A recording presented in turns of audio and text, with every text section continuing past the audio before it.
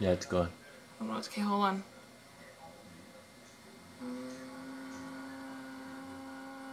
Okay, rewind it real quick. This is my Indian card.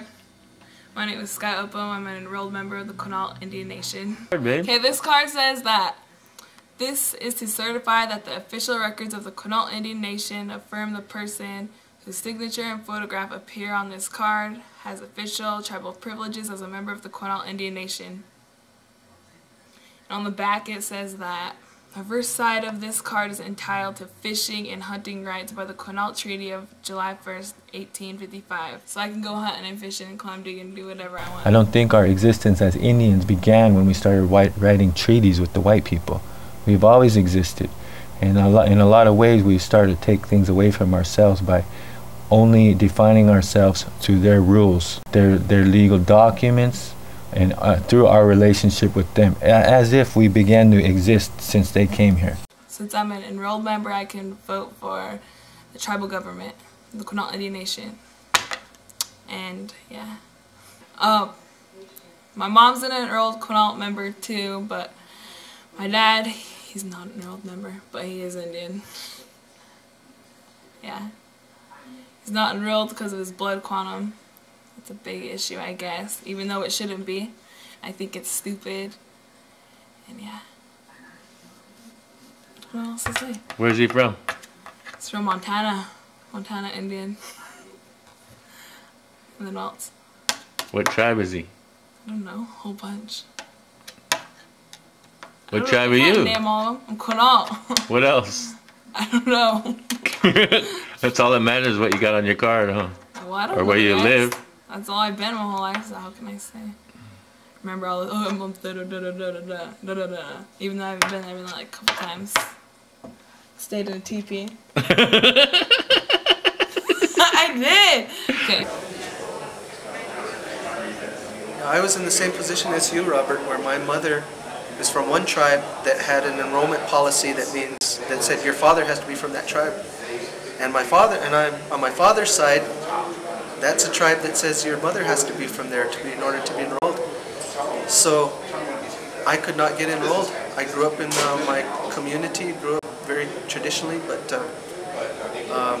and both tribes. I used to go back and forth between both tribes, and I could not be enrolled in either one. And it wasn't until the Hopi tribe changed their enrollment policy within the last 10 years. So finally in my 30s, I became eligible for enrollment in the Hopi tribe because I had 50% Hopi blood. And so I'm a member of the Hopi tribe now. But there's a lot of us, many of us who are native, but we don't either meet the blood quantums, we don't meet or the policies of our tribes. And we may have grown up in the communities, but you know, we're not tribal members. You can't own property in the tribe, and a lot of things were restricted. Land issue. Do you have a lot of time? No. My father is Nespers. His father was enrolled Nespers, and when my grandpa died, he gave it all to my dad, and so my dad has property in Idaho. Okay, my mom is Cayuse, so I'm enrolled on Utah Res with my mom as a Cayuse, Nespers. And I don't have enough Nespers blood in me to keep the land. So the Nespers tribe was going to take my land away from me or buy me out, but they don't have enough money to buy me out because my dad had a lot of property. And now we get partial payment of it, and once in a while we see other checks that come in for like what it earns, you know, the interest earned or whatever you call that. So I don't know what the answer is, because on the one hand I support Indian sovereignty, I support our tribe's ability to make those decisions, and I certainly don't want to see any outside influence coming in there and trying to change that, but at the same time I think in a lot of ways it's unfair, and I'd like to see it changed. But it has to come from the community level, grassroots. I don't know about these laws anymore, but that's our government. Yeah, we have to, the things we have to do, you know, we're still fighting, and we're the ones that we're still here, and we're still fighting, and it's frustrating. And then things that are against me is, like, I live off the res, and I'm pretty fortunate. You know, yeah, our reservation accepted, our tribe accepted my son, even though I had him off the res, because I've heard of tribes that don't enroll their members if they're born off the res. You know, it's like, I don't understand that. I mean, if one of the parents come from there, they should be enrolled, but I guess that's what the white man wanted, so they're trying to wipe us out slowly, so I don't know. It's frustrating.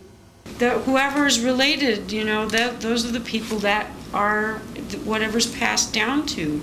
But the government says no, if they're not a certain amount of Indian blood, then they can't.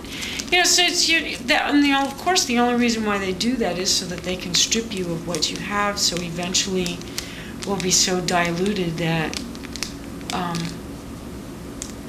that we won't be able to have our own land. My Indian ID card doesn't have a blood quantum on there, but some tribes do. And I don't like the whole blood quantum thing because, well, my tribe doesn't have the whole blood quantum. They add in the other tribes that I am, that my dad and my mom both are, that I inherited from both sides of my family tree. And what else? I'm trying to think. I think the whole what if you married somebody that was an Indian? I don't know. What if I did? I don't know. Depends on your tribe, what their rules are. Oh yeah. What do you mean? Just they say. wouldn't have Just that much say. Indian. Just say there just seems to be a lot of rules. There's a lot of rules with being. Well, some tribes it's like a lot of rules. It differs between the tribes, but the whole thing is stupid. So everything that they do, anything that you connect yourself to the government, it all has to do with being monitored, and that's all. And it's all being monitored so that you can be diminished eventually, and that's all it is. So just as many Indians are part of many different tribes, there might be 4 different tribes that their father and mother were part of, and they inherit all that, and they are not part of any one tribe per se because of the blood quantums that the government imposes on all of us to have. And really, that shouldn't even be. It should be just by descendancy that we should be considered who we are. And there are many Indian people who are, in a sense, shipwrecked from their own cultures and identity because of this bloodlines that the government has imposed on all Indian people in America. So the story goes on and reaches people in the future, and people will be learning. I would suggest anybody who wants to learn more, should read the book Bury My Heart at Wounded Knee. There is a movie going to be made out and come out shortly about it, but I hardly think the movie can even do it justice. It'll be a Hollywood Washichu version of the story. And I think these kinds of things we have to tell. These kinds of stories we will tell. We have enough talent being developed now to where we'll be able to produce our own movies.